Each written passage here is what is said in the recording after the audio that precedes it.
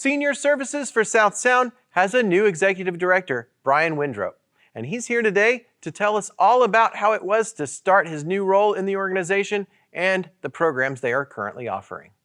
Hey there, Brian. Thanks for joining us today. You're welcome. It's great to be here, Robert. So you've started your position as executive director at the Senior Center almost at the same time as the shelter-in-place order started.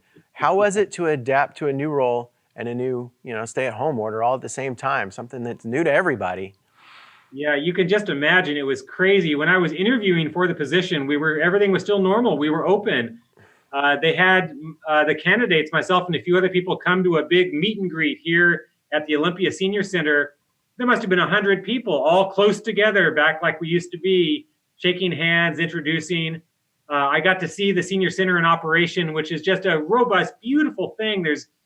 I can't tell you, the seniors eating and playing music and playing cards and lecture series. It was just, we are a really robust, beautiful organization for seniors. But my first week I started, March 16th was my first day, and everything was happening right then. And when I came to work that day, we were already closed. We closed, I think, a couple days before that, based on the Department of Health and the governor's recommendations. So I'm the new executive director. I know almost nothing. My predecessor, a longtime executive director, Eileen McKenzie Sullivan, was still here, fortunately, and she took me by the hand and we walked through that first week together. And on that first week, I had to furlough staff.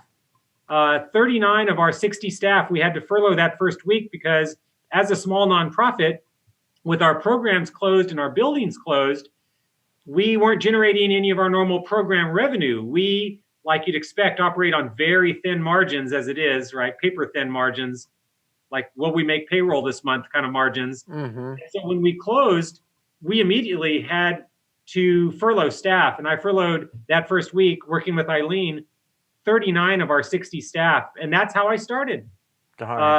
Fortunately for me, I have a long background in nonprofit administration. I was the executive director of other nonprofits here in Puget Sound and in Oregon and California many, many years ago. So I'm unusual in my breadth of experience in nonprofits. And I was leading the nonprofit during the 2008 crash.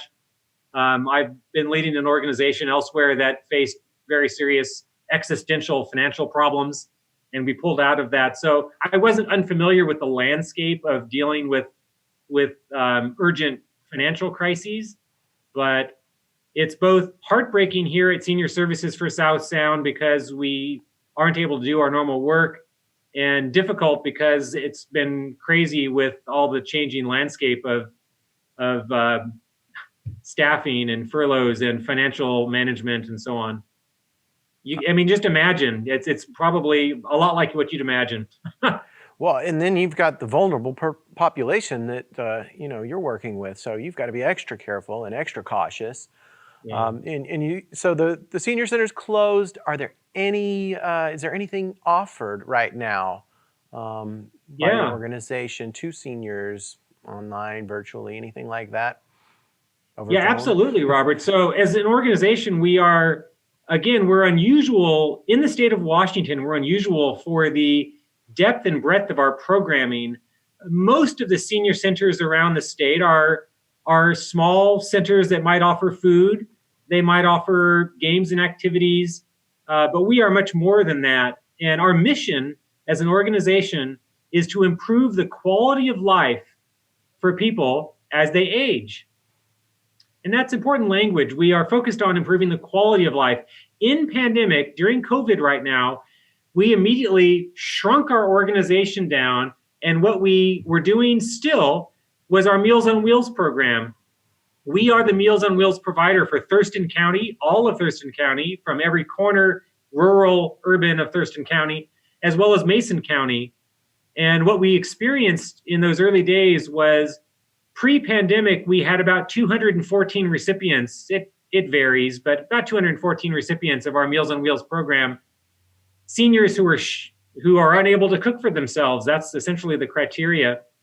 And that number immediately started growing. We used to serve seniors in our building. People show up to eat, not only because that was a way they could get a healthy meal, but because they may not be able to cook for themselves at home. So we went from that first week, we went from 214 people, the phone's ringing off the hook. Oh, now we're at 230. Oh, now we're at 250. Now we're at 275. Today, Robert, we're at over 500 people on our Meals on Wheels program. And we're doing that.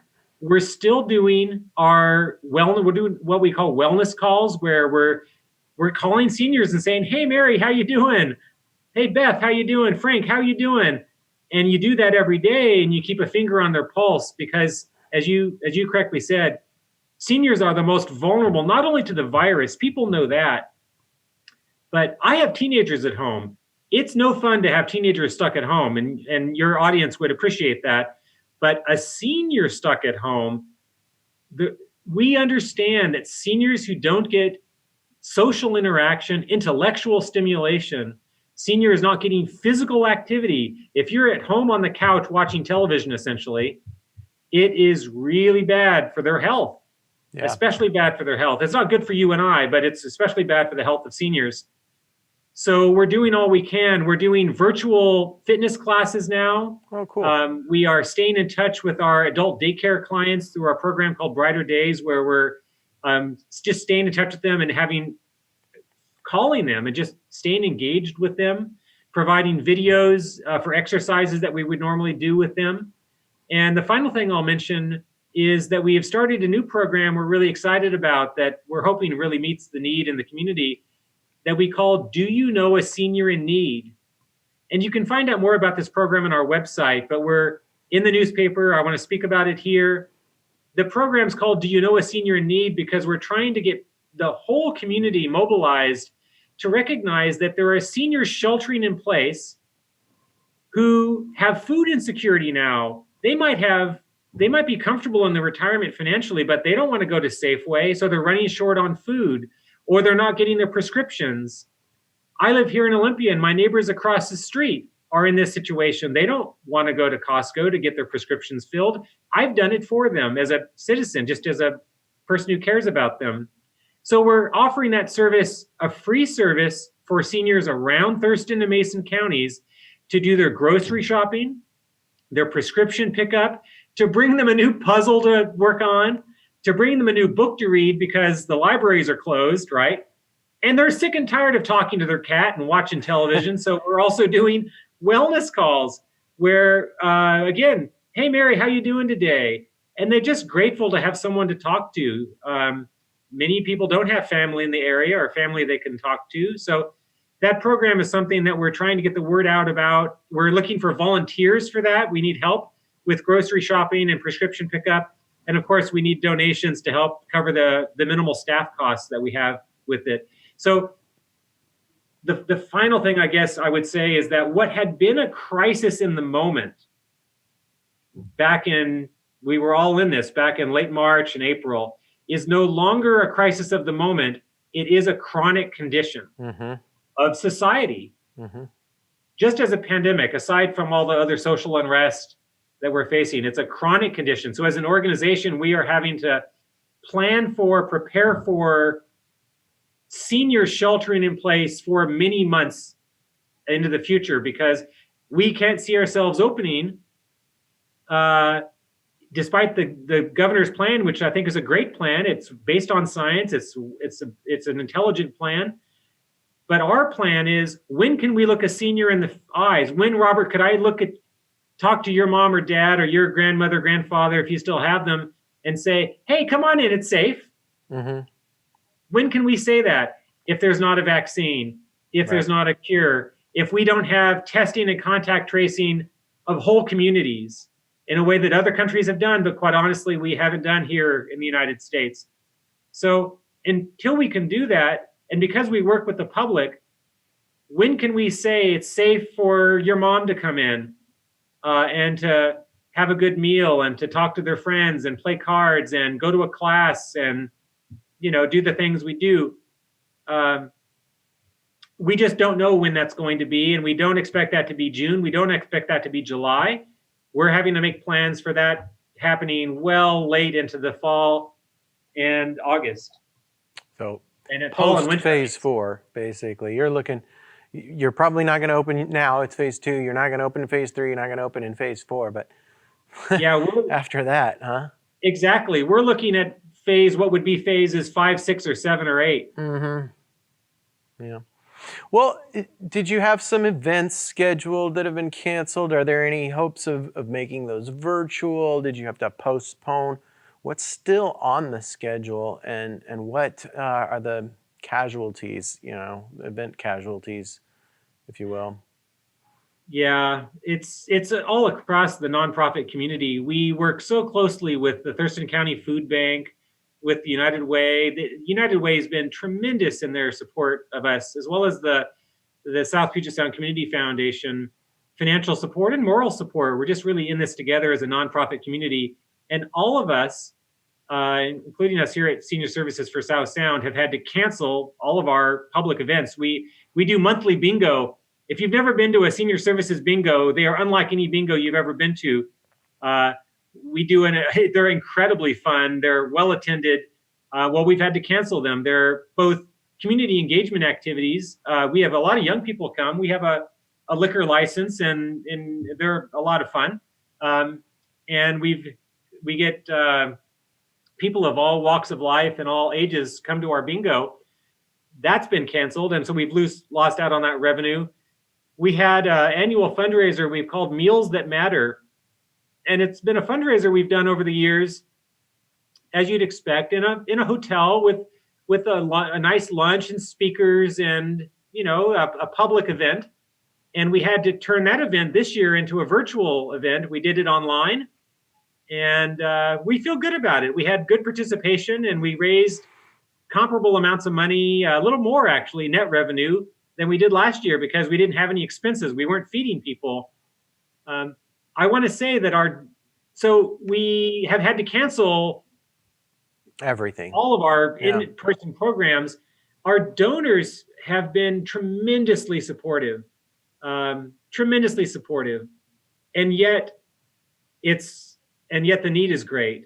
And because it's now a chronic condition, we're really concerned about July and August and September and October, because it's such a long-term problem. Mm-hmm. Well, you mentioned volunteering, you mentioned donations. How can the community support the Senior Center website? Do you have like a volunteer link? Do you have a donate link all on there? Is that how it would work? Absolutely, Robert. We have a website.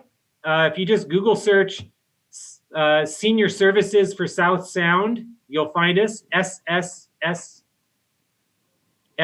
4 S's. Okay. And on our website, you'll find information about how to volunteer. You'll learn about all of our programs, of course, donations. To give people a sense of scale, we are an organization that in normal days and normal times, our revenue expenses were in line with each other, and we were about $200,000 a month, about $225,000 for an overall operational budget of about $2.5 million. People don't always like to talk about numbers, but I think it's public record and transparency. That's about the scale we were working at, very efficiently. Our projection for July revenues, based on our senior nutrition program support we get from the Area Agency on Aging, is $80,000 instead of $200,000 of revenue. Mm-hmm. Well, you can imagine what that does to there's some natural savings because we're closed, but it requires us to cut even more than that. I'm excited. We have a new sponsorship partnership with Kaiser Permanente, where they're going to support our Meals on Wheels program. That's tremendous. We are ongoing support from the Area Agency on Aging. They're the organization that funnels federal dollars to local organizations like us to support transportation for seniors and meals. That's ongoing. Couldn't do it without them.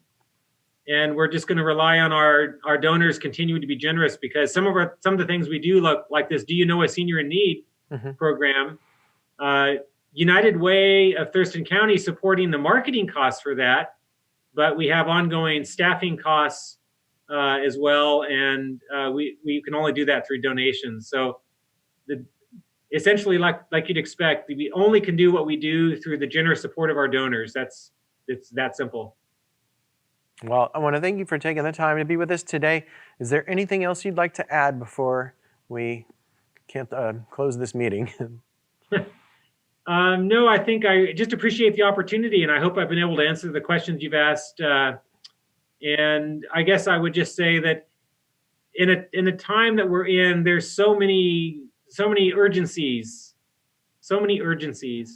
and I hope people don't forget about the seniors in our community who are sheltering in place and who need our support and our help, especially the most vulnerable seniors. Some seniors are independent and doing fine.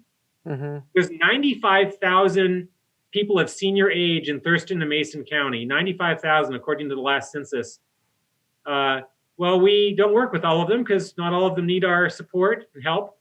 But I would ask people to consider those that are most vulnerable, and imagine it's your family. Imagine it was your mom, your grandmother. I know for me, when I picture that, it's just not an option to picture my grandmother being hungry, right? Mm-hmm. And I would ask people, even if you don't have family in the area, to think about that and whether you can support our Meals on Wheels program or be a volunteer for us or support our Do You Know a Senior in Need efforts to meet people's needs. I hope the community continues to see that as part of the world that we want to build together as a stronger world.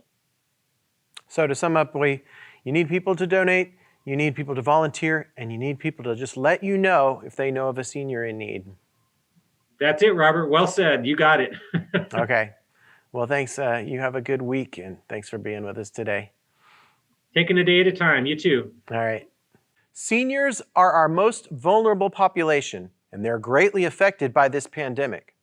If you'd like to make a contribution, volunteer, or if you know any seniors in need of help, please visit their website at southsoundseniors.org. That's all we have for you today. Tune in next time for more updates. Again, if you have any questions or suggestions for something we should cover, send an email to rkam@tcmedia.org. Stay home, stay updated with Thurston Community Media, and stay safe, Thurston County.